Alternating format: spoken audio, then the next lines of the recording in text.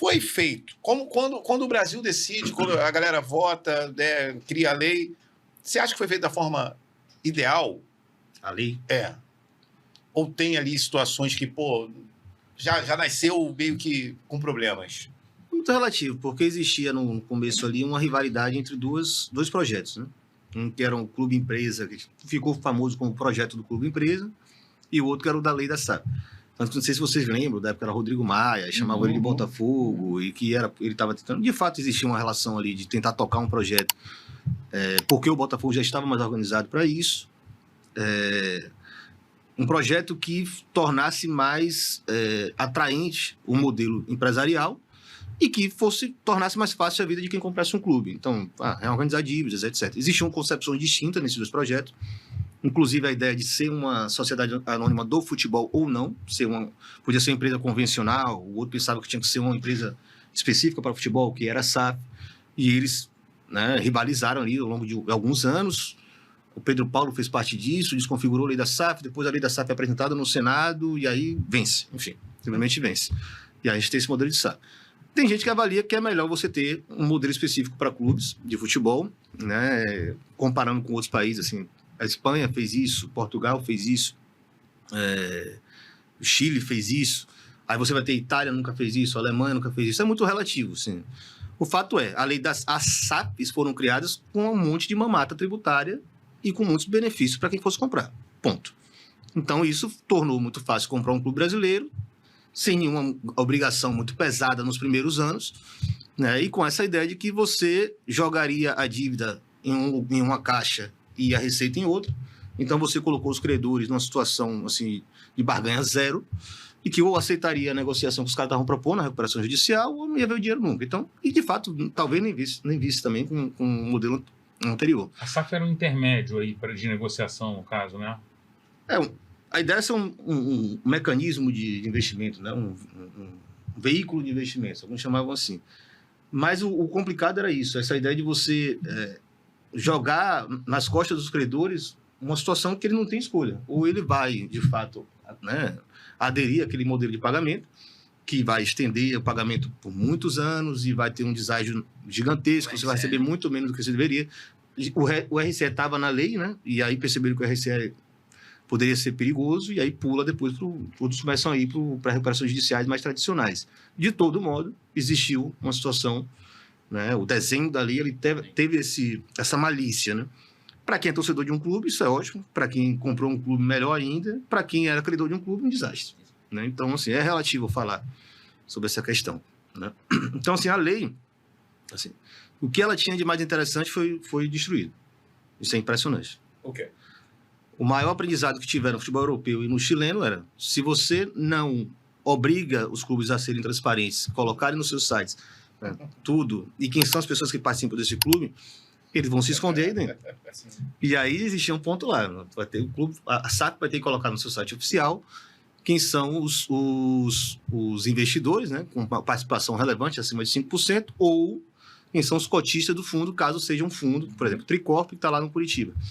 Simplesmente vetaram isso, né, na hora de sancionar a lei, foi para o Congresso de novo, ninguém ligou para isso também, e aí, pô, ninguém tem obrigação hoje de abrir lá no site e colocar lá. São cotistas do fundo que é dono desse clube. O torcedor do Curitiba até hoje quer saber quem está dentro do fundo da Tricorp, que é dono do Curitiba, não sabe. Né? Porque a lei derrubou. Então, essa parte originalmente estava lá no projeto de lei, e derrubaram. Mas tem vários outros pontos, né, importantes, mas é isso. É difícil falar sobre... A lei foi bem feita, a lei foi mal feita. O problema é como ela vai para a vida real e depende de quem está falando também daquele resultado ali. Mas só o interesse do cara tirar da obrigação algo que traria transparência, eu acho que já fica... O argumento era que isso ia expor demais os investidores e aí eles precisavam tirar, porque senão ia afugentar os investidores. Pô, afugentar, você é dono de um clube. Eu acho que a questão que mais me pega é a questão da transparência mesmo nesse todo o processo que existe na questão da SAF, né? Eu tenho muito pé atrás, até mesmo na proposta do Fluminense, porque tudo bem, teve a live lá, teve... 40 ilustres torcedores. E aí, não tô falando nem só a questão de nome, de quem vai estar à frente, mas a questão dos pormenores mesmo ali, de valores e tal. essa possível maquiagem de 7 bilhões em... Isso ilude o torcedor. Porque se você for colocar ali no papel, não vai ser isso. Não. Mas o torcedor médio que compra o jornal na banca de jornal e vê isso, ele vai ficar iludido. E assim... O torcedor médio é ótimo. O torcedor médio. Não, mas é como se quando a gente fala o brasileiro médio, né? E aí... E aí isso pode levar para arquibancada, isso pode levar para uma rede social, até para uma discussão banal em bar pode levar. E aí, aí entra naquela... Fazer aquela analogia das falsas promessas de políticos em época de eleição, né? Então, eu acho muito perigoso, eu acho que é um ponto muito central que tem que ser levado muito a sério, a questão de transparência. Porque, senão, eu acho que não consegue ir para frente nada. Vai só iludir e... Mas aí entra o problema complicado que, enfim, parte dentro do clube, né? O clube tem autonomia de tocar esse processo. Então, se você tem um clube onde esses processos são atropelados, né? No caso do meu clube, né, o Vitória, isso é muito comum, né? Os ritos estatutários, está lá no papel, está lá no estatuto, todo mundo tem que seguir, mas não necessariamente segue. Exatamente. E se você reclamar, leva para a justiça, eles têm muito poder político, eles vão vencer, né? Se não existe uma correlação de força dentro do clube que vai fazer esse processo ser minimamente correto, é muito perigoso, porque as coisas vão ser atropeladas, vão ser tocadas a isso aí, né? Com manchete. Uhum. Com venda de terreno no céu, na lua, sabe? Sim. Esse é um grande problema do processo de SAF, né? E, o mais perigoso ainda é quando você não tem sequer controle sobre as pessoas que estão envolvidas com esse processo.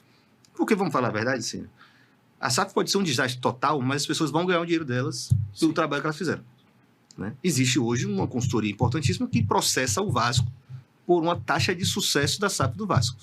Que taxa de sucesso a SAF do Vasco teve para dar dinheiro para alguém por isso, né? A taxa de desastre. Eles deveriam pagar uma indenização para o Vasco por ter deixado as 777 Partners entrar no Vasco. Simples, né? Se for para falar a sério, é isso. Se alguém ia ganhar de qualquer forma. E eles estão cobrando 15 milhões do Vasco pela taxa de sucesso de uma venda que quase acaba com o Vasco. Na verdade, sim, pode acabar com o Vasco. A gente não tem nem ideia do que vai ser. A SAF do Vasco hoje está em recuperação judicial já. Que Sabe assim? É impressionante. Foi vendida, virou um buraco total, a empresa sumiu no mapa e agora a SAF do Vasco está em recuperação judicial. E essa empresa quer uma taxa de sucesso. Tá? Então, assim, eles vão ganhar dinheiro independente do que saia dessa SAF. Sim. E não vão se responsabilizar no futuro. Então, dentro desse processo, também é bom analisar quem está por trás disso aqui, quem está envolvido nisso aqui e por quê. E qual o nível de responsabilidade que ele tem. Porque quem vai ficar com o clube, no fim das contas, é o torcedor. É o torcedor. Seja ele o sócio que participa de fato do clube, que tem um direito político, seja o torcedor que vai estar na arquibancada, independente do site que vire.